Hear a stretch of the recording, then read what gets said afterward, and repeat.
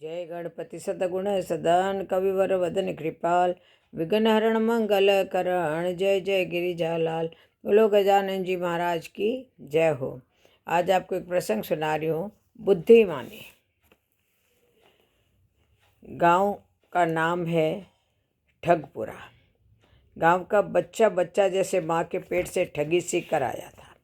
ठगी के काम से गांव का कोई भी इंसान खुद को बचा न सका था। उसी गांव में नंदू के चाचा भी रहते थे। ठगपुरा में रहने के कारण नंदू के चाचा भी इस ठगी की संज्ञा से बच न सके थे। ठगी के बेमिसाल ज्ञाताओं में उनकी गिनती होती थी। इसी कारण उन्हें गांव वालों ने चाचा ठग का नाम दे दिया था, मगर सब उन्हें सिर्फ चाचा ही कहते थे। नंदू आज पहली बार अपने चाचा के गांव आया था। इसी कारण वह गांव के लोगों के स्वभाव से परिचित नहीं था। शाम को चाचा ने मुझसे पूछा, बेटा तुम यहाँ कितने दिन के लिए आए हो? अपने चाचा के इस प्रश्न पर नंदू हड़बड़ा गया। वह बोला, बस चाचा 3-4 दिन, फिर मुझे मामी के यहाँ जाना है। ठीक है बेटा, कहकर चाचा अपने काम में लग गए। मगर नंदू की समझ में यह न आया कि उसके चाचा ने उससे ऐसा प्रश्न क्यों किया था। इस बारे में वह काफ़ी देर तक सोचता रहा, मगर उसकी समझ में न आया। आखिरकार वह सो गया।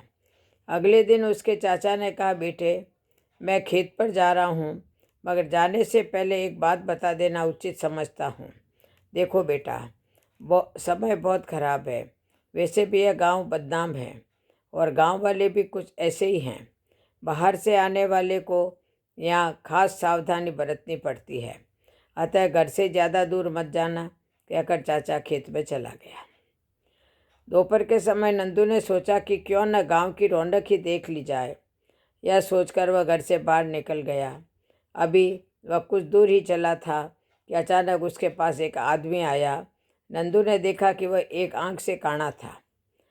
नंदू के पास आते ही वह बोला, काय भैया, क्या हाल है? मेरा नाम अच्छन है। तुम राघव हो ना? उसने कहा, नहीं, मेरा नाम तो नंदू है। ओहो, वह व्यक्ति अंगड़ाई तोड़ बोला, अच्छा, नाम में कुछ गलती हो गई। वैसे मैं तुम्हें अच्छी तरह पहचानता हूँ। तुम्हारे दादा से मेरे बड़े अच्छे संबंध थे। अच्छी बैठक रहती थी, हुक्का पानी रहता और भी साथ था।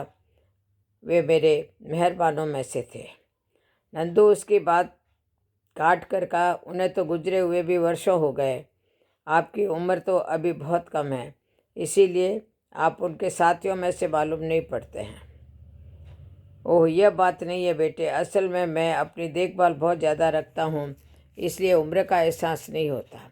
खैर छोड़ो, अब काम की बात पर आ जाओ। वह व्यक्ति बोला, काम की बात? नंदू ने कहा, कौन से काम की बात? और नंदू ने उस हैरानी से उस व्यक्ति को घूरा। तो उसने कहा, मैं बताता हूँ बेटे, ज़रा कान खोल कर सुनो। वह व्यक्ति बहुत ही प्यार से बोला, वैसे तो तुम खुद ही देख रहे हो कि मेरी एक आंख नहीं है। जानते हो इसका क्या कारण है? नंदू बिना वजह गले पड़ी इस मुसीबत से पीछा छुड़ाना चाह रहा था, इसलिए बोला, ना तो मैं जानता हूँ और ना जानना चाहता हूँ।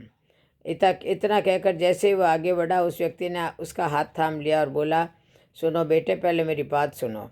जानते हो मेरी एक आंख क्यों है? क्योंकि दूसरी आंख तुम्हारे दादा के पास गिरवी रखी हुई है। उन्होंने वायदा किया था कि तुम उनकी पीढ़ी दर पीढ़ी से भी ले लेना। संयोग से आज उनके पोते यानी तुमसे भेंट हो गई, इसीलिए लाओ, दे दो मेरी आंख। वह बहुत ही मीठे स्वर में बात कर रहा था। यह सुनकर नंदू घबरा गया। यह तो अजीब मुसीबत है। उसने सोचा। नंदू की खामोशी देखकर व्यक्ति गर्मी अख्तियार करने लगा। बात बढ़ने लगी तो नंदू को एक उपाय सूझा। वह उस व्यक्ति से बोला, ठीक है भाई, यदि तुम्हारी आंख हमारे यहाँ गिरवी रखी है तो तुम घर चलो। चाचा के पास रखी तो है, मगर वे मुझे हाथ नहीं लगाने देंगे, तुम ही चल कर ले लो। यह सुनकर अच्छन नामक वह व्यक्ति नंदू के साथ चाचा के घर की ओर रवाना हो गया। घर पहुंचकर उसने पाया कि चाचा उसी का इंतज़ार कर रहे हैं। उसने जल्दी जल्दी चाचा की सारी बात बताई। हालांकि चाचा उसके साथ अच्छन को देखते ही समझ गए थे कि मामला गड़बड़ है। फिर भी नंदू से सारी बात सुनने के बाद उन्होंने अनजान बनकर अच्छन से पूछा, कहो भाई अच्छन, कैसे आना हुआ? ये कुछ ऐसी वैसी बात नहीं है। वैसे आप तो जानते ही होंगे कि इनके दादा यानी आपके पिताजी बड़े सज्जन पुरुष थे, सारे गांव की देखभाल रखते थे और आड़े टाइम में सबकी मदद भी करते थे। अच्छन ने कहा, ठीक जी, वह तो ठीक है, मगर यह तो बताइए कि आज आपको हमारे पिताजी की याद कैसे आ गई? चाचा ने मुस्कुरा कर पूछा। तो अच्छन ने कहा, अब क्या बताऊं चाचा, याद तो बहुत दिनों से आ रही थी, मगर अब तक दिल में ही छुपा रखी थी। अच्छन अपनी बात पर खुद ही ठहाका लगा बैठा। मजबूरी का वश चाचा को भी उसकी हंसी में हिस्सा लेना पड़ा।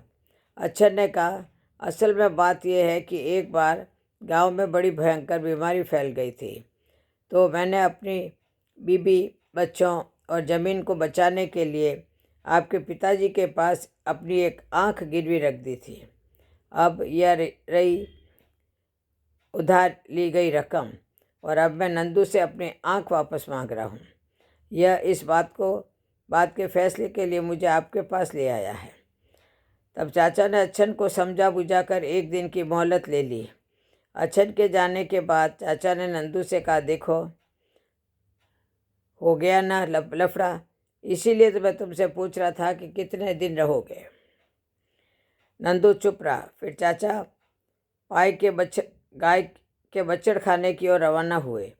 वहाँ पहुंचकर उन्होंने कुछ भेड़ बकरियों की आंखें खरीदी और वापस लौट आए। वापस आकर उन्होंने नंदू को कुछ समझाया और दोनों सो गए। अगले दिन अच्छन मियाँ चाचा के यहाँ पहुँचे। उन्होंने देखा कि चाचा घर पर नहीं हैं। उन्होंने नंदू पर अपनी हैकड़ी जमानी शुरू कर दी। बोले, देखो भाई, जल्दी से मुझे मेरी आँख ला दो। वह जानता था कि नंदू के पास आँख होगी ही नहीं, तो वह देगा कहाँ से, मगर नंदू ने उसकी आशाओं पर पानी फेर दिया। वह तेज़ी से अंदर गया और चाचा की योजना के तहत वह अंदर से एक बकरी की आँख ले आया और अच्छन से बोला, लो भाई, तुम्हारी आँख। अच्छन ने चौंक कर नंदू की हथेली पर रखी आँख को देखा, फिर उसे अपने हाथ में लेकर उलट पुलट कर देखने लगा। वह मन ही मन में परेशान भी हो रहा था, मगर आखिरकार ठगपुरा की इज्जत का प्रश्न था। उलट पुलट कर देखने के बाद अच्छन ने मुंह बनाकर कहा, यह तो बड़ी है, यह मेरी आँख नहीं है। वह समझ रहा था कि नंदू के पास एक आँख ही होगी, मगर ऐसा तो था नहीं। नंदू वापस अंदर गया और दूसरी आँख ले आया और बोला, तब ये वाली होगी। दूसरी आँख देखते ही अच्छन के होश मंतर हो गए, मगर जल्दी ही उसने खुद को संभाल लिया और बोला, नहीं, यह भी मेरी आँख नहीं है। तब नंदू ने योजनाबद्ध तरीके से एक दो बार और आंखें दिखाई, मगर जब अच्छन ने उन्हें अपनी आंखें ना बताई तो नंदू झुंझला कर वह टोकरी जिसमें आंखें रखी थी उठा लाया और अच्छन के सामने पटक कर बोला, इसमें से छांट ले अपनी आँख। तुम्हारे जैसे बहुत से गरीबों से ने दादाजी के पास अपनी आंखें गिरवी रख दी थी। यह सुनो और देखकर अच्छन के झैंप उतारने के लिए सभी आंखों से अपनी आंख ढूंढने का नाटक किया। फिर कुछ देर बाद गुस्से में भरते हुए बोला, यह क्या मजाक है? क्यों, क्या हुआ? नंदू ने जल्दी से पूछा। देखो, चुपचाप शराफत से मुझे मेरी आंख वापस लौटा दो, वह आग बबूला होने का भरसक प्रयास करते हुए बोला। नंदू ने उसकी काट कर कहा, क्यों, इसमें तुम्हारी आंख नहीं है क्या? अच्छन बोला, लड़के, मुझे ज़्यादा बकवास पसंद नहीं है। शराफत से मेरी आंख दो, वरना दुगनी रकम वसूल लूँगा। उसने नंदू के आगे टोकने में पहले ही जल्दी सब कुछ कह डाला। यह गर्मा गर्मी सुनकर अंदर खामोश बैठे नंदू से यह सब नाटक करवा रहे फुर्ती से बाहर आए चाचा और बोले, अच्छन भाई, इस तरह तो तुम्हारी आंख मिलने से रही। ऐसा करो, तुम अपनी आंख नंदू को दे जाओ, ताकि कल यह तुम्हारी दूसरी आंख से मिलाकर वैसी आंख तलाश देगा। क्या? अच्छन का मुंह खुला का खुला रह गया। कहो तो मैं निकाल दूं अच्छन भाई? चाचा ने गंभीर मुद्रा बनाकर कहा। इतना सुनते ही अच्छन मियाँ वहाँ से इस तरह भागे जैसे उनके पीछे यमदूत पड़े हों। अच्छन मियाँ को इस तरह भागते देख चाचा भतीजे खिलखिलाकर हंस पड़े। इस तरह चाचा ने नंदू की जान बचाकर बुद्धिमत्ता की नई मिसाल पैदा कर दी। मित्रों, अवसर पड़ने पर जो युक्ति काम कर जाए वही बुद्धिमत्ता कहलाती है। बुद्धिमान कभी मात नहीं खाता। अतः हमें बुद्धिमान बनने के लिए सतत प्रयास करते रहना चाहिए। इसीलिए अपने बुद्धि का प्रयोग करो। प्रयोग भी उसी तरह करना चाहिए जहाँ उसकी आवश्यकता हो। जो प्राप्त है वो पर्याप्त है। बोलो गजानन जी महाराज की जय हो। जय जय श्री राधे, जय जय श्री कृष्ण, जय जय श्री राधे।